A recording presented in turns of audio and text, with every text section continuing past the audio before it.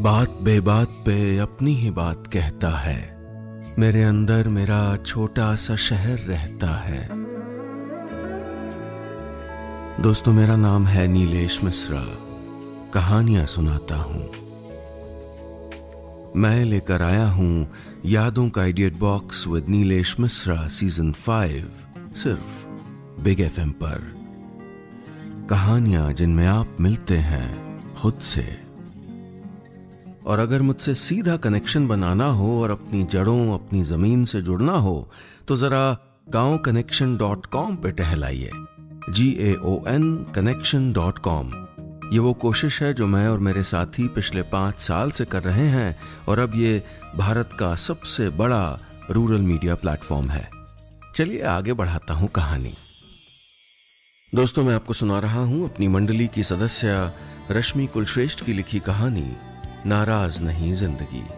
इस कहानी में अब तक आपने सुना स्वाति विमला आंटी की पेइंग गेस्ट है।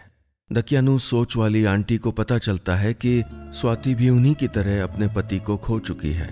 इसके कारण वो जो रंगीन कपड़े पहनती है, जिस तरह जीती है, दोनों पर ताने मारती हैं। नाराज स्वाति आंटी और पीजी दोनों को छोड़कर चली जाती है। अब आगे। पुरानी गलियों में आना बीती जिंदगी को फिर से जीने जैसा होता है। अगले रोज मैं फिर से उसी मोहल्ले में थी। कितनी बदल गई थी ये जगह। मकान थोड़े और ऊंचे हो गए थे और गलियां थोड़ी और संकरी। चलते हुए मेरी निगाह बालकनी में खड़ी सुपारी वाली आंटी पर पड़ी। पोपले गालों पर मुस्कान सजाकर उन्होंने मुझे आशीष दिया तो मेरा मन पता नहीं क्यों पिघल आया।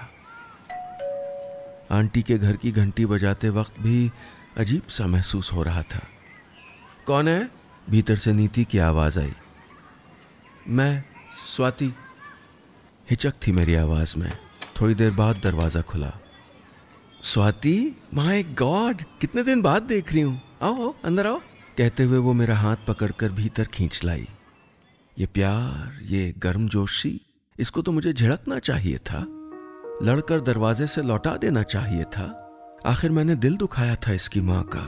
अच्छा हुआ तुम आ गई, मैं तुमसे मिलना चाहती थी, उसने पानी का ग्लास पकड़ाते हुए कहा। मुझसे? लेकिन क्यों? मैंने पूछा। ऐसे ही। दीवार पर लगी आंटी अंकल की तस्वीर निहारते हुए 2 मिनट रुक कर वो बोली, उस रोज माँ ने सब कुछ बताया था। मैं समझ नहीं पाई कि उनको सही कहूँ या तुमको गलत। जानती हो, मैं 10 साल की थी जब पापा गुजरे। मैंने देखा था माँ की चूड़ियों का उतरना, माथे का सूना होना, और जब माँ की साड़ियाँ बुआओं को दी जा रही थी तो उन्होंने अपनी पसंदीदा साड़ी छुपा दी थी। मैंने पूछा क्यों किया, तो वो नाराज हो गई पहली दफा। फिर वो सैल चिड़चिड़ी जिद्दी होती चली गई। मुझे भी याद आया आंटी के भीतर का वो जिद्दी बच्चा जो अपनी पसंद की चीजें ना पाकर उखड़ा रहता था, ललचाई नजरों से देखता था। होता है ऐसा, जो तकलीफ में होते हैं वो चिड़चिड़े हो ही जाते हैं, आंटी की तरह। माँ के बर्ताव के लिए सॉरी स्वाति, उसने कहा तो मैंने उसका हाथ पकड़ लिया। माफी तो मुझे मांगनी चाहिए थी। एक औरत के मन को ना समझ पाने की गलती तो मेरी भी थी। एक दफा प्यार से मैं भी तो पूछ सकती थी आंटी से, क्यों हैं आप ऐसी? तभी डोरबेल बजी। नीति दरवाजा खोलने चली गई।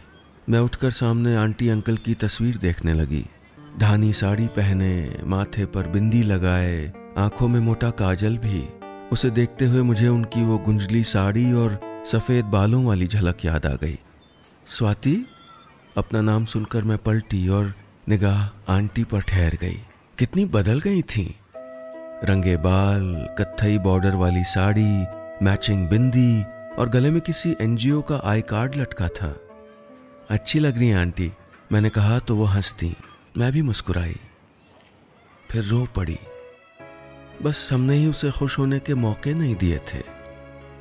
मैंने आंटी के कंधों पर अपनी ठोड़ी टिकाई और हमारे इर्द गिर्द फिरती उस खुशनुमा जिंदगी को देखने लगी जो कभी भी नाराज नहीं हुई थी हमसे।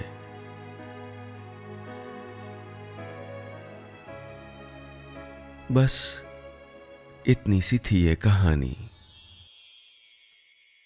तारीफ करें, शिकायत करें, लेकिन अधिकार से बताइएगा कि हमारी कहानियां आपको कैसी लग रही हैं। और हाँ, रोज ऐसी ही रोचक कहानियां सुनने के लिए सुनिए यादों का idiot box with Nilesh Mishra season 5 सिर्फ बिग एफएम पर। हमारे चैनल पर हर रोज खूब सारी कहानियां उपलब्ध होती हैं, कभी कविताएं, कभी और कोई गपशप। अगर आप चाहते हैं कि कुछ भी ना मिस करें तो 2 चीजें तुरंत करिए। ये ऊपर जो घंटी का निशान देख रहे हैं ना, इस बेल आइकॉन को दबाइए, इसे क्लिक करिए। सब्सक्राइब जहां लिखा है उसको भी क्लिक करिए। चलिए मिलते हैं बहुत जल्दी नई कहानी के साथ। सुनते रहिएगा यादों का idiot box with Nilesh Mishra season 5 सिर्फ बिग एफएम पर।